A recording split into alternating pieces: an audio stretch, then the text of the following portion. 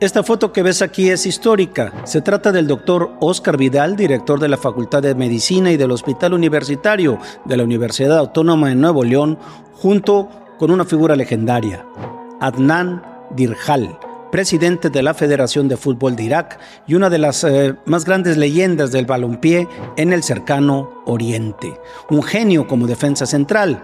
Hoy hablaremos de la selección de Irak, de los Leones de Mesopotamia que están viviendo un momento histórico en su camino al Mundial FIFA 2026. Tras superar a los Emiratos Árabes Unidos en la repesca asiática, Irak se encuentra en Monterrey, Nuevo León, México, preparando por si la suerte les acompaña para ganar su boleto al Mundial, después de 40 años que no han estado desde México 1986. Pero antes de contarte cómo fue este viaje larguísimo y peligroso de la selección de Irak hasta Monterrey, que es casi como un cuento de las 1001 noches, te cuento rápidamente también cómo es la situación de este país mágico, de este país que nadie sabe cómo sigue sobreviviendo, pero lo hace. Irak, y de una ciudad, Bagdad, de donde salieron otros viajeros como estos futbolistas que a ti te traerán viejos recuerdos de cuando eras niño o niña. Porque de Bagdad salió también otro viajero que se llamó Sinbad el Marino. Quédate aquí en De Qué se habla. Yo soy Eloy Garza, porque lo de hoy también te interesa.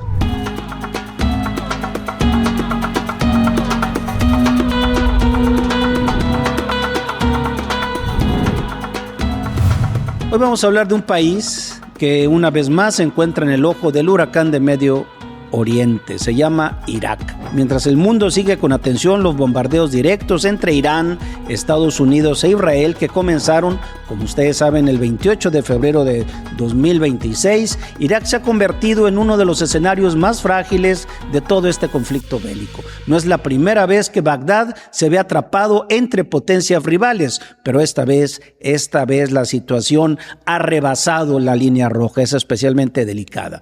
Todo empezó cuando los Estados Unidos y Israel lanzaron una campaña militar ofensiva de ataques aéreos contra objetivos militares, nucleares y de misiles en Irán.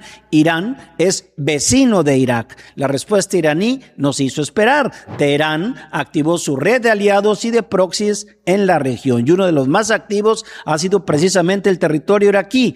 Grupos armados chiíes respaldados por Irán, como las Fuerzas de Movilización Popular, Hezbollah, la llamada resistencia islámica en Irak, han lanzado decenas de drones, decenas de misiles en contra de bases estadounidenses, en contra también de la Embajada de Estados Unidos en Bagdad, en contra del aeropuerto internacional de esta ciudad de Bagdad y objetivos en la región kurda de Erbil. Estos ataques no han sido para nada simbólicos. Han provocado terribles daños en instalaciones diplomáticas, han interceptado defensas aéreas estadounidenses y han generado una escalada directa en suelo iraquí. A cambio, la coalición entre Estados Unidos e Israel ha respondido con bombardeos precisos contra posiciones de estas milicias. Ha habido strike en bases de la PMF en Anbar, en Bagdad, en Diyala y cerca de la frontera con Irán. En uno de estos ataques en la base de Jabanilla murieron 7 soldados iraquíes y otros 13 resultaron heridos.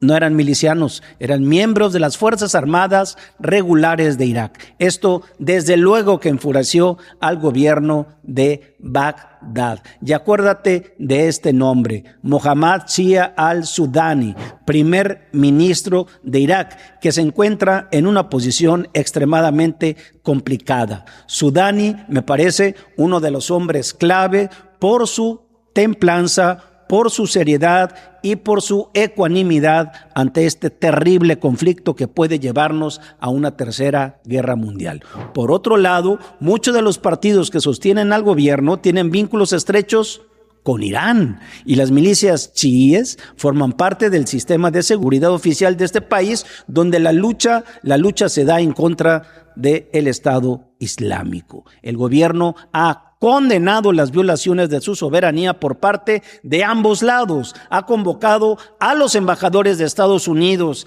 y de Irán para entregar notas de protesta formal y ha dicho que Irak no quiere ser arrastrado a esta terrible y espantosa guerra. Sin embargo, la realidad en el terreno es otra. Las milicias han declarado que tienen derecho a responder a los ataques contra sus posiciones y algunos voceros han hablado incluso de una entrada oficial de Irak en el conflicto del lado iraní. Otros dicen que del lado norteamericano, otros dicen que del lado israelí. Bueno, esto no lo vamos a saber en realidad, aunque el gobierno central intenta mantener una postura de neutralidad. Su control sobre estos grupos armados, sin embargo, es limitado. Irak se ha convertido en el único país que está recibiendo ataques de ambos bandos, tanto de Irán como de Israel y de Estados Unidos, drones, misiles desde las milicias y desde Irán hacia objetivos estadounidenses y bombardeos estadounidenses e israelíes en contra de las milicias. El impacto económico es devastador. Irak depende casi por completo de la exportación de su petróleo, con el estrecho de Hormuz prácticamente cerrado por las acciones iraníes y con ataques que han afectado terminales petroleras iraquíes en el Golfo. Las exportaciones se han paralizado o reducido drásticamente. Los precios del crudo disparados por encima de los $100 por barril en varios momentos, pero para Irak no significa ganancia alguna. Significa menos ingresos porque no pueden sacar su petróleo al mercado. La suspensión de operaciones en terminales petroleras han generado una crisis fiscal terrible inmediata en un país que ya arrastraba problemas económicos y de reconstrucción. Además, el espacio aéreo iraquí ha sido cerrado en innumerables ocasiones. Los aeropuertos han sufrido interrupciones. Ha habido un éxodo de personal diplomático y extranjero de Bagdad.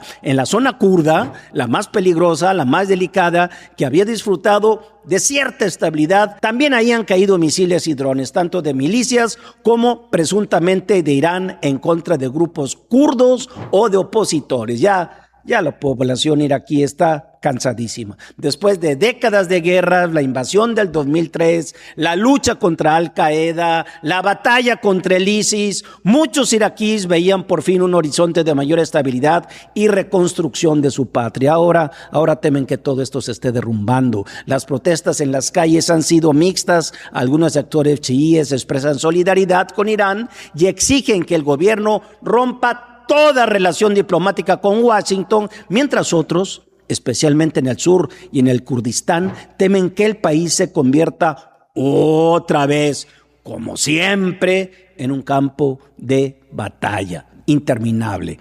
Irak está siendo utilizada como un frente secundario en esta guerra mayor, en esta guerra que está a punto de volverse una Tercera Guerra Mundial. Las milicias pro-iraníes intentan abrir un segundo frente para aliviar la presión sobre Teherán, mientras Estados Unidos e Israel buscan degradar la capacidad de estos grupos para evitar que sigan atacando sus intereses. El gobierno iraquí intentando desesperadamente mantener el equilibrio, pero cada nuevo ataque hace más difícil esa neutralidad.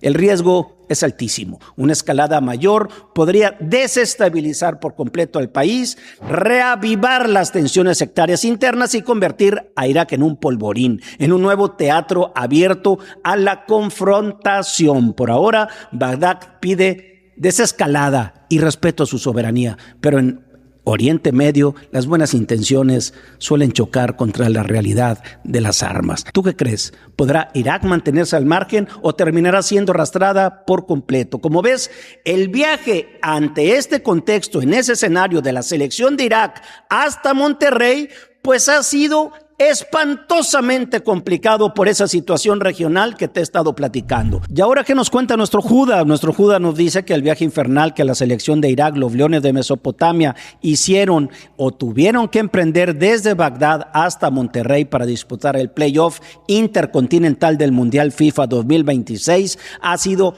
una aventura, decía yo, como si fuera de las 1001 noches. Imagínate el escenario, nos dice nuestro Judas. El espacio aéreo de Irak cerrado desde el 28 de febrero pasado por la escalada de la guerra entre Irán, Estados Unidos e Israel. Misiles, drones, tensiones que convierten cada vuelo en una amenaza. Los jugadores concentrados en Bagdad no podían despegar. El sueño de regresar a un mundial después de 40 años, decía yo, desde México en 1986, está a punto de desvanecerse antes de empezar. Pero ¿sabes qué?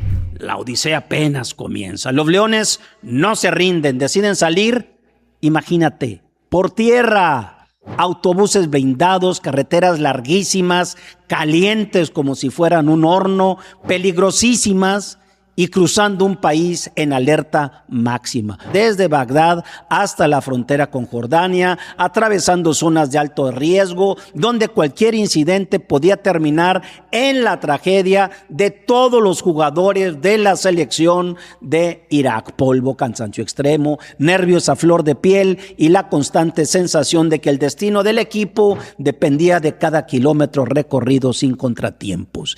Llegan exhaustos a Amán, la capital jordana, y allí, en Jordania, los esperaba un salvavidas, un avión privado que les facilitó la FIFA. Pero ni siquiera el aire estaba seguro. El vuelo charter despegó con destino a México, pero debió de haber hecho una escala obligada en Lisboa, Portugal, para ir recargar combustible. Minutos, horas de extrema tensión, de miedo, y yo te lo digo, casi de terror. 16 horas interminables en el aire, cruzando océanos mientras el mundo seguía en llamas en Oriente Medio. Los jugadores con el cuerpo destrozado, con el cuerpo lastimado, lacerado por el viaje terrestre. Saben y sabían ellos que cada minuto en ese avión era una apuesta contra el tiempo y contra el destino. Visas gestionadas a contrarreloj, coordinación desesperada con la federación y un entrenador australiano que luchó hasta el final para que el equipo pudiera reunirse. Un viaje que nadie debería tener que hacer para jugar un partido de fútbol. A pesar de todo, el equipo ya entrena en la Facultad de Medicina de la Universidad Autónoma de Nuevo León, gracias a las gestiones que ha hecho con esta selección y con otras selecciones de la FIFA, un gran humanista, un gran médico, un gran hombre de ciencia, que es el doctor Oscar Vidal. Y en medio de las dificultades del traslado de la selección iraquí, hay una figura que merece todo nuestro reconocimiento y a quien pronto vamos a entrevistar. Se trata del presidente de la Federación Iraquí de Fútbol, Adnan Dirhal. Su liderazgo ha sido clave, ha sido fundamental, ha coordinado directamente con la FIFA, gestionando el traslado y manteniendo la unidad de su equipo. Gracias a un compromiso incansable, Irak ha superado todas las barreras logísticas que tú te puedas imaginar y llegó a Monterrey. ¿Sabes cómo? Con la ilusión intacta. Adnan Dirhal es sin duda alguna uno de los grandes artífices de este momento histórico para el fútbol iraquí. Y ya están listos para pelear los 90 minutos que pueden cambiar totalmente la historia deportiva de su país. Irak no solamente busca un boleto al mundial, representa la esperanza de todo un pueblo que encuentra en el fútbol, que encuentra en un balón el orgullo y la unidad. ¿Pero tú qué opinas? ¿Lograrán los Leones de Mesopotamia clasificar? Y el equipo dirigido por Graham Arnold cuenta con grandes figuras que las vamos a poder ver aquí, como Ayman Hussein, que es uno de los grandes futbolistas que hay en el Mediano Oriente. Estén listos para pelear esos 90 minutos, porque Irak no nada más busca un boleto al mundial, busca también la esperanza de un pueblo que encuentra, decía yo, en el fútbol, orgullo y unidad. Pero ahora el turno es tuyo. ¿Lograrán los Leones de Mesopotamia clasificar? Yo te digo que clasifiquen o no, ellos ya son victoriosos. ¡Viva el pueblo de Irak!